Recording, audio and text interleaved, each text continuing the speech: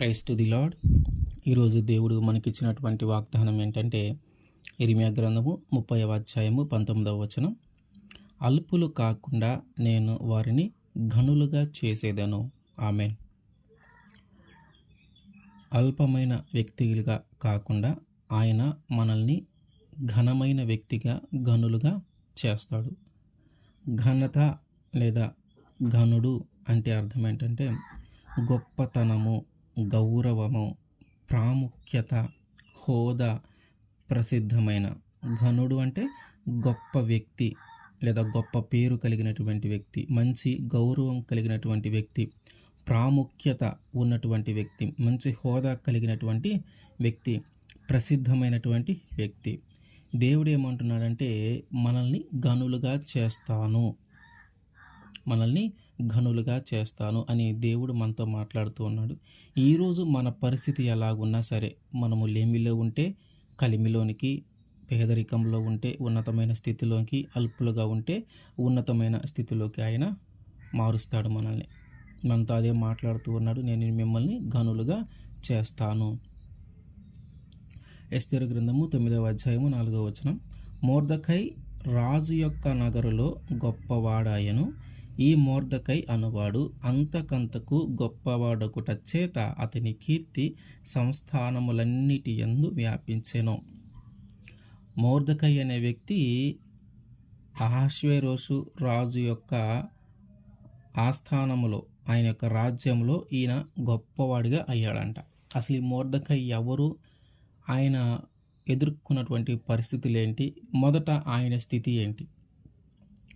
Mordecai ఇజ్రాయేలీల ప్రజల్లో యూదుడు. Mordecai అనే వ్యక్తి యూదుడు. అయితే ఆ నెబుకద్నెజరు, బబులోను రాజు అయినటువంటి నెబుకద్నెజరు యూదా రాజు అయినటువంటి యెకొన్యా మీద యుద్ధము చేసి ఆ యెకొన్యాని చెరపట్టుకొని తీసుకొని వెళ్ళిపోయేటప్పుడు ఈ మొర్దెకైను కూడా తీసుకొని వెళ్తారు. ఆ విధంగా వీళ్ళు ఎవరి దగ్గరికి చేర్చబడతారంటే అహష్వేరోషు ఉన్నటువంటి, ఇప్పుడు పరిపాలిస్తున్నటువంటి ఆ రాజ్యంలోనికి వారు చేర్చబడతారు. షూషాను కోటలోకి చేర్చబడతారు. ఆయనతో పాటు ఆయన యొక్క పినతండ్రి కుమార్తె ఎస్తేరు కూడా చేర్చబడుతుంది. అయితే రాజు ఒకసారి రాణిని ఆ సభలోనికి రమ్మని, ఆమె యొక్క అందము గురించి అందరికీ తెలియజేయాలనే ఉద్దేశంతో సభలోనికి రమ్మని అడిగితే ఆమె రాజు మాట లెక్క చేయకుండా రాదు. అందుకని అప్పుడు ఏం చేస్తారంటే అందరిని పిలిపించి, నేను రాణిని ఇట్లా రమ్మని అడిగాను సభలోనికి, కానీ ఆమె రాలేదు, దీన్ని బట్టి ఆమెకు ఎలాంటి శిక్ష విధించాలి అంటే ఆమె రాణి అనే స్థానంలో నుంచి ఆమెను తొలగించాలి అని చెప్తారు పండితులు. అందుకని సరే, రాణి వష్టి ఈమె రాణిగా ఉంది కదా, ఇప్పుడు ఈమెను తొలగించేస్తే ఇంకొకరు కావాలా రాణిగా. కాబట్టి ఈ రాజ్యంలో ఉన్నటువంటి అందమైనటువంటి కన్యకలను మేము నీ కోసం వెతుకుతామని అక్కడున్న వారు చెప్తే, ఓకే మంచిది అని చెప్పి రాజు అలా చేయమంటాడు వారిని. అప్పుడు ఏం చేస్తారంటే ఆ రాజ్యంలో ఉన్నటువంటి అందమైన కన్యకలందరిని కూడా అక్కడికి రాజు మందిరానికి తీసుకొని వస్తారు. వాళ్ళలో ఎస్తేరు కూడా ఉంటుంది. ఇప్పుడు ఎస్తేరుని మొర్దెకై ఇంటి దగ్గర నుంచి రాజమందిరానికి తీసుకొని వెళ్ళారు. ఇప్పుడు వీళ్ళ పరిస్థితి ఏంటంటే సామాన్యమైన ఒక ప్రజలే, వారు ఉన్నతమైన స్థితిలో ఉన్నవారు కానీ, ఆర్థికంగా కానీ ఏమీ గొప్ప స్థితిలో వాళ్ళు ఏమీ లేరు. చాలా సామాన్యమైన పరిస్థితుల్లోనే ఉన్నారు. వాళ్ళు స్వతంత్రులు కూడా కాదు, వారు పన్ను చెల్లించేవారే. చాలా సామాన్యమైన జీవితాన్ని జీవిస్తూ ఉన్నారు. అయితే అకస్మాత్తుగా ఏం జరిగింది, ఎస్తేరుని తీసుకొని ఆ మందిరానికి తీసుకొని వెళ్ళిపోయారు. ఆ మందిరానికి తీసుకొని వెళ్ళిపోయిన తర్వాత ఇంకా ఈ మొర్దెకై ఏం చేస్తూ ఉన్నాడంటే, ఆమెకి ఏం జరుగుతుందో, అక్కడ ఏం జరుగుతుందో తెలియదు కదా అని చెప్పి ఈయన ఏంటంటే ఆ రాజమందిరానికి వెళ్ళేటటువంటి ఒక దారి గుమ్మము దగ్గర అటు ఇటు తిరుగుతా ఎక్కువ సమయం అక్కడే గడుపుతూ ఉన్నాడు.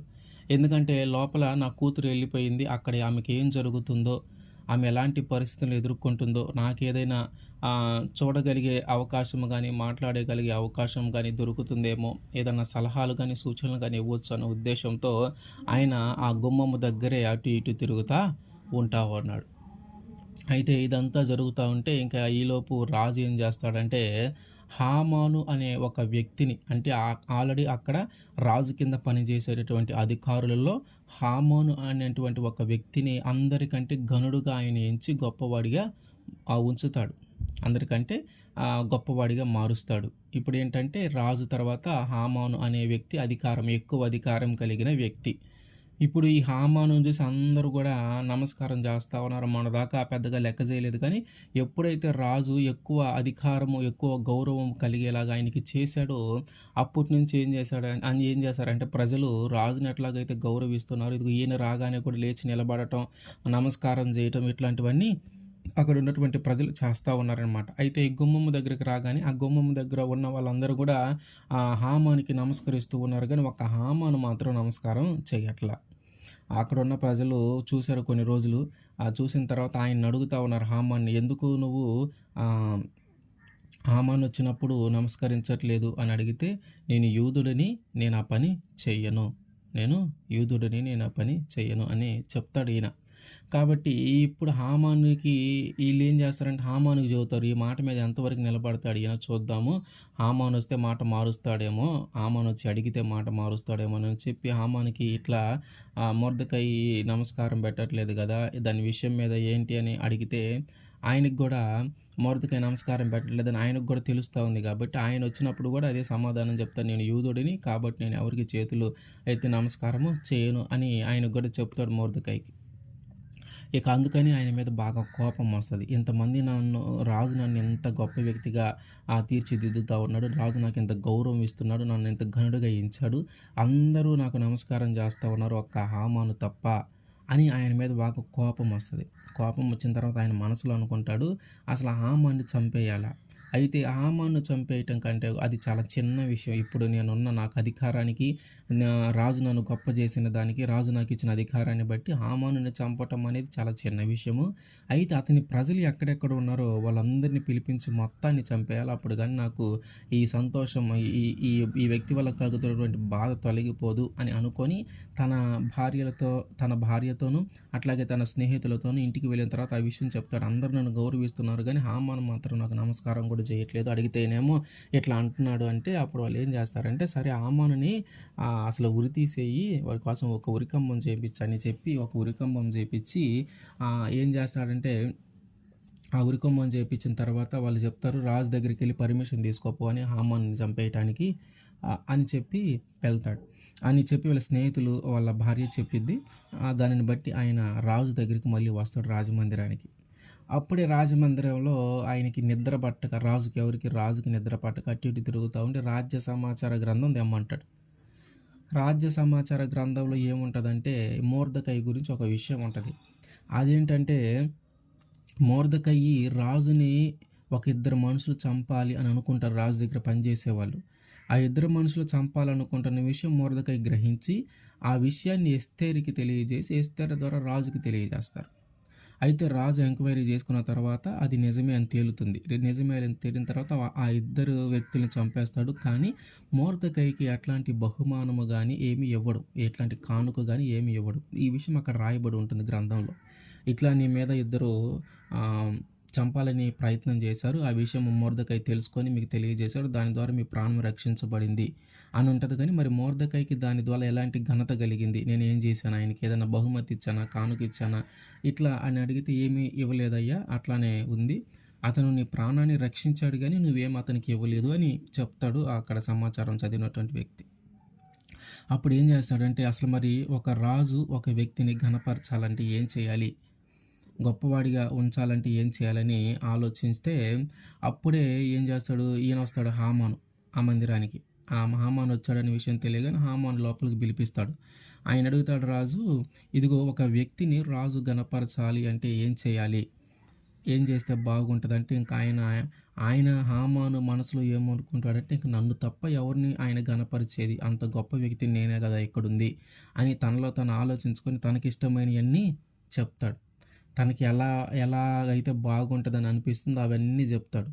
ఇంక రాజుగారు అవన్నీ విన్న తర్వాత, సరే ఇప్పుడు నువ్వేవేవైతే చెప్పావో అవన్నీ కూడా ఇదిగో గుమ్మము దగ్గర ఉన్నటువంటి ఆ మొర్దెకైకి చెయ్యి, గుమ్మము దగ్గర ఉన్నటువంటి ఆ మొర్దెకైకి చెయ్యి, నువ్వు చెప్పిన వాటిలో ఏది విడవద్దు, మొత్తం అతనికి చెయ్యి అంటాడు. ఇంకా ఆయన చేతుల మీద కానీ ఆయన రాజవస్త్రాలు ధరించి గుర్రము మీద ఎక్కించి ఆ మందిరంలో, ఆ సమాజంలో అందరి చుట్టూ ఆ రోడ్లలో తిప్పి ఊరేగింపులాగా చేసి తీసుకొని వస్తాడు. తీసుకొని రాగానే ఇంక ఈయన అప్పుడు వచ్చిన తర్వాత ఈయన అడుగుతాడు, ఆహ్, "రాజా నీ సన్నిధిలో అంటే నీ రాజ్యంలో కొంతమంది నిన్ను పూజించని వాళ్ళు, నీ మాట వినని వాళ్ళు, నిన్ను లెక్క చేయని వాళ్ళు కొంతమంది ఉన్నారు. ఇదిగో వాళ్ళని వాళ్ళు నీ రాజ్యంలో ఉండటం నీకు మంచిది కాదయ్యా. కాబట్టి వాళ్ళు ఉండకుండా చేయండి. వాళ్ళని సంహరిస్తే మంచిది.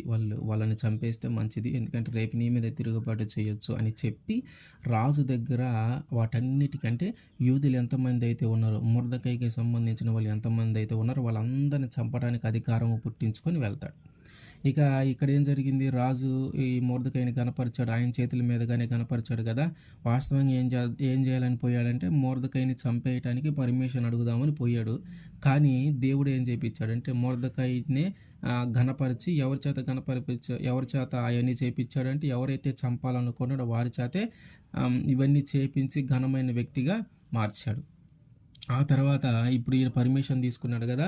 ఈ పర్మిషన్ తీసుకున్న విషయము ఇక్కడ అందరికీ మొర్దెకైకి ప్లస్ అట్లాగే ఆ యూదులందరికీ తెలుస్తది. తెలిసిన తర్వాత అందరూ ఏడుస్తారు, దుఃఖపడతారు, బాధపడతా ఉంటారు. ఇప్పుడు మొర్దెకై ఏం చేస్తాడంటే ఆ ఎస్తేరుకి తెలియజేస్తాడు. ఇట్లా ఇట్లా హామాను ఇట్లా చేశాడు, మనందరిని చంపేయటానికి రాజు దగ్గర తాకీదులు పుట్టించాడు. అవి అన్ని సంస్థానాలకు పంపిస్తా ఉన్నారు. మేమందరం చనిపోబోతా ఉన్నాం కాబట్టి మా తరపున నువ్వు రాజు దగ్గరికెళ్ళి ఇట్లా చేశాడని చెప్పు, మమ్మల్ని అందరం కాపాడు అన్నట్టుగా వర్తమానం పంపిస్తే ఎస్తేర్ అంటది రాజు పర్మిషన్ లేకుండా అక్కడ ఒక రూల్ ఉంటదనమాట ఆ రాజు దగ్గర. ఏమిటంటే ఆ రాజు పర్మిషన్ లేకుండా పురుషుడైనా, స్త్రీ అయినా ఎవరు కూడా ఆ రాజు దగ్గరికి వెళ్ళడానికి అవకాశము లేదు. ఎవరైతే రాజు దగ్గర పర్మిషన్ తీసుకుంటారో వాళ్ళే వెళ్ళాలి. ఆయన అనుమతి లేకుండా వెళ్ళిన వాళ్ళకి మరణశిక్షే. ఆయన ఇష్టపడితేనేమో ఓకే, లేదంటే ఇష్టపడకపోతే మరణశిక్ష విధిస్తారు. అంత ప్రమాదం అనమాట. సో మొర్దెకై ఆమెను పొమ్మంటే నేను ఎట్లా పోతాను, రాజు నన్ను పిలవలేదు కదా, నేను పిలవకుండా పోతే నన్ను చంపేస్తాడు అని చెప్పి మళ్ళీ మొర్దెకైకి సమాచారం పంపిస్తుంది. అప్పుడు మొర్దెకై అంటాడు, నువ్వు కూడా యూదురాలివే కదా, మేమందరం బయట ఉన్నాం కాబట్టి మేమందరం చనిపోతాము, కాబట్టి నువ్వు ఒక్కదానివి లోపల ఉన్నావు కాబట్టి నువ్వు బ్రతుకుతావని నువ్వేం అనుకోవాల్సిన పని లేదు. ఒకవేళ నువ్వు సహాయం చేయకపోతే యూదులకి దేవుడు ఏదో ఒక విధంగా సహాయం చేసి మమ్మల్ని అందరిని కాపాడతాడు అనే సమాచారం పంపిస్తే ఇంకా మళ్ళీ ఏం చేస్తుందంటే ఆమె, సరే ఏదైతే అదైంది, మీ అందరి కోసం నా ప్రాణమైన నేను అర్పిస్తాను అని చెప్పి రాజు దగ్గరికి వెళ్తాను, మాట్లాడతాను అని చెప్పి సమాచారం పంపిస్తుంది. కాకపోతే మీరందరూ ఏం చేస్తారంటే 3 రోజులు ఉపవాసం ఉండి ప్రార్థన చేయండి. అట్లాగే నేను ఉపవాసం ఉంటాను, నాతోటి పని చేసేవారు అందరూ ఉపవాసం ఉంటారు. అట్లాగే ఎంతమంది అయితే మనం యూదులు ఉన్నామో ఈ రాజ్యంలో అంతమంది 3 రోజులు ఉపవాసం ఉండి ప్రార్థన చేయండి, నేను రాజు దగ్గరికి ధైర్యం చేసి వెళ్తాను అని చెప్పి మొర్దెకైతో చెప్తుంది. ఇప్పుడేం జరిగిందంటే మొర్దెకై వీళ్ళందరికీ చెప్పి అందరూ ఉపవాసం అని ప్రార్థన చేస్తున్నారు. ఎస్తేర్ ఏమో రెడీ అయ్యి అంటే ఆల్రెడీ ఎస్తేరుని అహష్వేరోషు రాజు రాణిగా ఎంపిక చేసిన తర్వాతే జరుగుతుంది ఇది. రాణిగా ఎంపిక చేసిన తర్వాత ఇంకేం చేసిందంటే ఈమె రాజు దగ్గరికి ఆ మందిరానికి రాగానే రాజు చూస్తాడు, దూరం నుంచి చూడంగా ఆమె మీద జాలి కలుగుతుంది. పిలిపిస్తాడు, ఏంటి వచ్చావమ్మా, ఏంటి నీకేం కావాలి, నువ్వు అడిగితే ఈ రాజ్యం సగమైన నీకు ఇస్తాను అని రాజు ఎస్తేరు రాణితో చెప్తాడు. అప్పుడు ఆమె ఏమడుగుతుందంటే, అయ్యా నాకేమొద్దు, నువ్వును హామాను నేను ఒక భోజనాన్ని సిద్ధం చేయబోతా ఉన్నాను, మీరు ఆ భోజనానికి వస్తే చాలు, నేను సంతోషపడతాను అని చెప్తుంది. తర్వాత రోజు ఇంకా ఆమె చేసినటువంటి విందుకు వీరు వెళ్ళవలసిన ఆ సమయంలోనే ఈ మొర్దెకైని ఘనపరచడం జరుగుతుందనమాట. ఆ సమయంలోనే మొర్దెకైకి అన్నీ చేయటం జరుగుతుంది. ఇంకేం చేస్తాడంటే హామాను ఈయన్ని ఘనపరిచాడనే విషయము ఆ మనసులో ఉంచుకొని బాధపడతా ఇంటికి వెళ్తాడు. ఇంటికి వెళ్ళిన తర్వాత ఏం జరుగుతుంది, మళ్ళీ ఏమి పిలుస్తుంది కదా అన్నానికి భోజనానికి రమ్మని. మళ్ళీ భటులు వచ్చి ఆయన బాధపడుతూ ఉంటాడు వాళ్ళ భార్యతో, వాళ్ళ స్నేహితులతో చెప్పి ఏమనంటే మొర్దెకైని నేనే చంపేయాలని ఆ ఉరికయ్యని సిద్ధం చేసి పర్మిషన్ కోసం రాజు దగ్గరికి వెళ్తే రాజు ఏం చేశాడంటే ఆ మొర్దెకైనే నా చేత అన్నీ ఘనపరిచేలాగా చేయించాడు అని చాలా బాధపడుతూ ఉంటాడు. ఈలోపు ఈమె రాణిగారి దగ్గర నుంచి పిలుపు వస్తుంది హామానికి, ఏమనంటే భోజనానికి రమ్మని. రాజుగారి దగ్గర నుంచి పిలుపు వస్తుంది భోజనానికి రమ్మని. ఇక భటులు వచ్చి ఆయన్ని తీసుకొని వెళ్తారు భోజనానికి. ఇంకా అక్కడికి వెళ్ళిన తర్వాత ఆమె మళ్ళీ రాజు అడుగుతారు, అసలు ఏంటి నీ బాధ ఏంటి, నీ కోరిక ఏంటి, నీకేం కావాలి, ఎందుకు మమ్మల్ని భోజనానికి పిలిచావు, ఏం జరిగింది అని అడిగితే అప్పుడు ఆమె చెప్తుంది, అయ్యా నా ప్రాణము అట్లాగే నా జాతి లేదా నా ప్రజలు ఉన్నటువంటి వ్యక్తులందరి ప్రాణము తీయటానికి మీరు మీ ద్వారా ఒకరు తాకీదులు పుట్టించారు, మమ్మల్ని అందరిని చంపేయటానికి ఒక ప్రణాళిక సిద్ధం చేసి ఉంచారు అని చెప్తే, నువ్వు రాణిగా ఉన్నావు కదా, అసలు నీ జోలికి వచ్చేది ఎవరు, నీ ప్రజల జోలికి వచ్చేది ఎవరు, అంతటి కార్యాన్ని చేసింది ఎవరు అని చెప్పగానే ఆమె వెంటనే ఇదిగో ఈ హామానే అంటది. ఇక ఆయనకు ఒక్కసారిగా బాగా భయం వేస్తుంది. భయం వేసి ఏం చేయాలో తెలియలా. రాజుకు కూడా బాగా కోపం వస్తుంది. ఆయన బయటికి వెళ్ళి పొంగల్ నేనేమో బతిమలాడదాము రాణిని ఎట్టొకట ప్రాణం దక్కించుకుందామని అక్కడ ఉంటాడు. ఇంకా ఆమె వచ్చేలేకే రాజు బయటికి వెళ్ళాడు కదా, మళ్ళీ తిరిగి అక్కడికి వచ్చేలేక ఈయన ఏం చేస్తాడంటే ఆ రాణి గారు కూర్చునేటటువంటి ఆ శయ్య మీద ఆయన పడి ఉంటాడు. ఇంకా అదే కారణం మామూలుగా అయితే అది పెద్ద కారణంగా చూడకూడదు, కానీ ఇంకా రాజుకి ఏం కారణం దొరకలేదు. అదే కారణాన్ని బట్టి ఇదిగో వీడు రాణిని బలవంతం చేయబోయాడు అనే కారణాన్ని బట్టి అతన్ని చంపేయటానికి అవకాశము ఏర్పాటు చేస్తాడు. ఇంకా పక్కన ఉన్నటువంటి భటులు చెప్తారు, ఇదిగో మొర్దెకైని చంపేయాలని ఒక పెద్ద ఉరికొంబం చేయించాడు, ఉరికొయ్య, దాని మీద ఈయన ఉరిదీద్దామని అంటే సరే దాని మీద ఉరిదీయండి అని చెప్పి అహష్వేరోషు హామానుకి ఆ ఉరికంబాన్ని ఎక్కిస్తాడు. అది వాస్తవంగా ఎవరి కోసం సిద్ధపాటు చేయబడింది అంటే మొర్దెకైకి. ఇప్పుడు ఏం చేస్తాడంటే ఆయన చనిపోయిన తర్వాత ఇప్పుడు మొర్దెకైని పిలిపిస్తాడు. మొర్దెకైని పిలిపించి ఏదైతే హామాన్ని గణపరిచాడో, ఎలాగైతే గొప్పవాడిగా చేసి ఉంచాడో అదే ప్లేస్లో ఈ మొర్దెకైని అహష్వేరోషు రాజు ఏర్పాటు చేస్తాడు. ఇప్పుడు జరుగుతుంది ఇది ఏంటంటే, ఈయన గొప్పవాడిగా ఎంచబడ్డాడు, ఘనుడిగా ఎంచబడ్డాడు. ఈయన యొక్క కీర్తి ఇంకా ఆ సంస్థానాలన్నిటికీ చేరుతా ఉంది అని. అయితే ఇక్కడ మనం అర్థం చేసుకోవాల్సిన విషయం ఏంటంటే, మనుషులు ఘనపరిచే దానికంటే కూడా దేవుడు ఘనపరచాలి. హామానునేమో రాజు ఘనపరిచాడు, దేవుడేమో మొర్దెకైని ఘనపరిచాడు. మొర్దెకయి ఆ రాజ్యంలోనికి ప్రవేశించాడు. ఆ రాజ్యంలోనికి ఎట్లా వచ్చాడంటే ఒక బానిసలాగా, చెరబడిన వ్యక్తిగా, రాజుతో పాటు చెరపట్టుకొని తీసుకొని వచ్చిన వాళ్ళలాగా వచ్చాడు. ఏమీ లేదు ఆయన కాడ, కానీ దేవుడి మీద నమ్మకం ఉంది, దేవుడి మీద విశ్వాసం ఉంది. వేరే వాళ్ళకి నమస్కారం చేయమంటే చేయాల, ఎందుకంటే దేవుడు చెప్తా ఉన్నాడు, నాకు తప్ప మీరు ఎవరికి నమస్కరించవద్దు,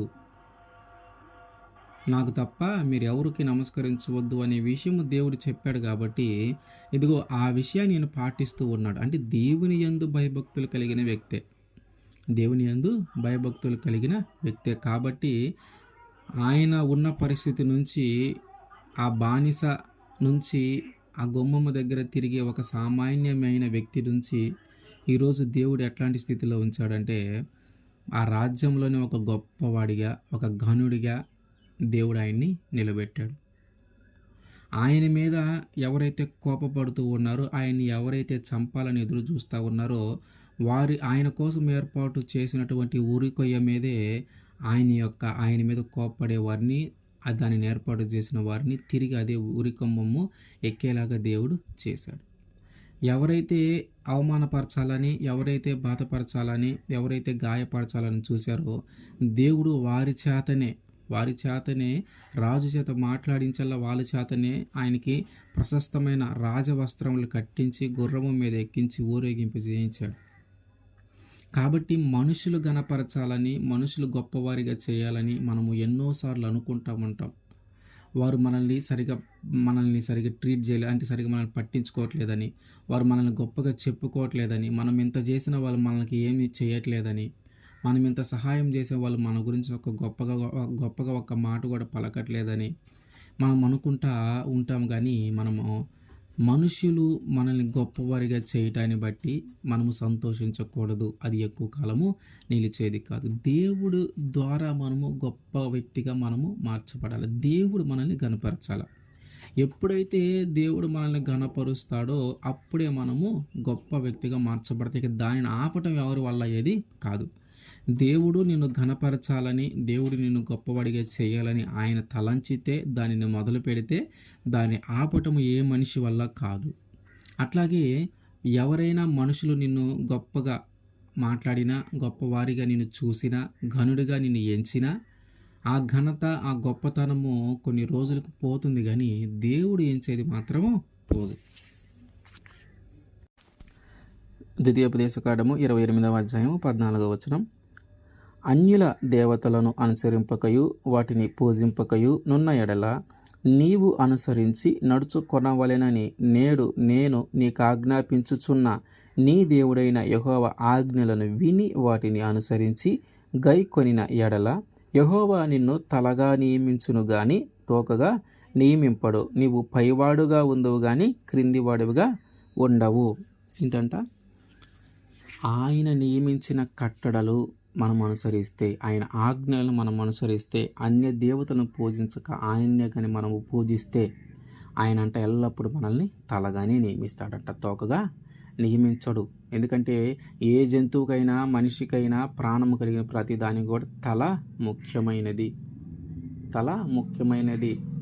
కాబట్టి ఆ తలగానే మనల్ని నియమిస్తాడు. అంటే ముఖ్యమైన వ్యక్తిగా, ప్రాముఖ్యము కలిగినటువంటి వ్యక్తిగా ఆయన మనల్ని నియమిస్తాడు. నువ్వు చదువులో విషయంలోనైనా, వ్యాపారం విషయంలోనైనా, ఉద్యోగ విషయంలోనైనా, దేనిలోనైనా నీవే గొప్పవాడిగా, నీవే ముఖ్యమైన వ్యక్తిగా, నీవే ప్రాముఖ్యత కలిగిన వ్యక్తిగా, నువ్వు చేసేది చిన్న పని అయినా సరే అందరూ కూడా నీ మీద ఆధారపడి పనిచేసేలాగున, నువ్వు చేసేది పెద్ద పని, పెద్ద ఉద్యోగం అయినా సరే అందరూ కూడా నిన్ను పోలి నీలాగా జీవించాలని కానీ, నీలాగా పని చేయాలని కానీ, నువ్వు ఒక ప్రాముఖ్యమైన వ్యక్తిగా, నిన్ను ఒక గొప్ప వ్యక్తిగా వాళ్ళు చూసే విధంగా దేవుడు ఆ స్థితిలోనే మనల్ని ఉంచుతాడు. ఆయన చెప్తా ఉన్నాడు, నిన్ను తలగానే నియమిస్తాను, తోకగా నియమించను. ఎందుకంటే తల ఎటు తిరిగితే మన శరీరం మొత్తం అటు తిరగాలి. తల ఎటు వెళ్ళాలి అని అనుకుంటే, తలలో ఉన్న ఆలోచన బట్టి ఎటు వెళ్ళాలనుకుంటే మన శరీరం అంతా అటే కదులుతూ ఉంటుంది. అట్లాగే మనం చేసే ప్రతి పనిలో, మనం ఉండే ప్రతి చోట మనల్నే ముఖ్యమైన వ్యక్తిగా, మనల్నే ప్రాముఖ్యమైన వ్యక్తిగా, మనల్ని బట్టి అందరూ నడుచుకునేలాగున, మనం ఎట్లా నడవమంటే అట్లా వాళ్ళందరూ నడిచేలాగున దేవుడు మనల్ని తలగాని నియమిస్తాడు. దేవుడు మనల్ని ప్రాముఖ్యమైన వ్యక్తిగానే ఉంచుతాడు మనల్ని మనం ఉండే ప్రదేశంలో. కాబట్టి మనం ఏం చేయాలంటే ఆయన ఆజ్ఞలను అనుసరించాలి, ఆయన కట్టడలను అనుసరించాలి. మొర్దెకై విషయంలో కానీ మనం చూస్తే ఆయన అల్పుడు కానీ ఘనమైన వ్యక్తిగా దేవుడు మార్చాడు. బానిసలాగా వచ్చాడు, ఒక మంచి అధికారాన్ని దేవుడు ఇచ్చాడు. బానిసలాగా వస్తే స్వతంత్రము కలిగినటువంటి వ్యక్తినే కాకుండా అంతకంటే గొప్ప అధికారాన్ని దేవుడు ఆయనకి కలుగజేశాడు.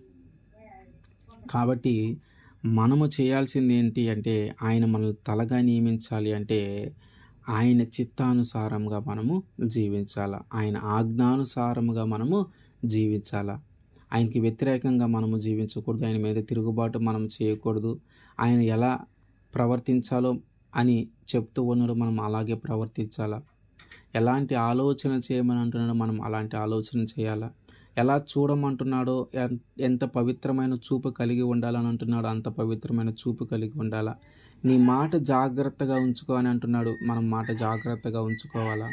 ఇట్లా ప్రతి విషయంలోనూ ఆయన చెప్పినటువంటి ప్రతి మాట మనము వింటూ ఉంటే ఆయన ఎల్లప్పుడూ మనల్ని పైవాడిగా ఉంచుతాడు కానీ క్రిందవాడిగా ఉంచడు. అప్పు ఇచ్చేవాడిగా ఉంచుతాడు కానీ అప్పు తీసుకునేవాడిగా మనల్ని ఉంచడు. ఆమేన్.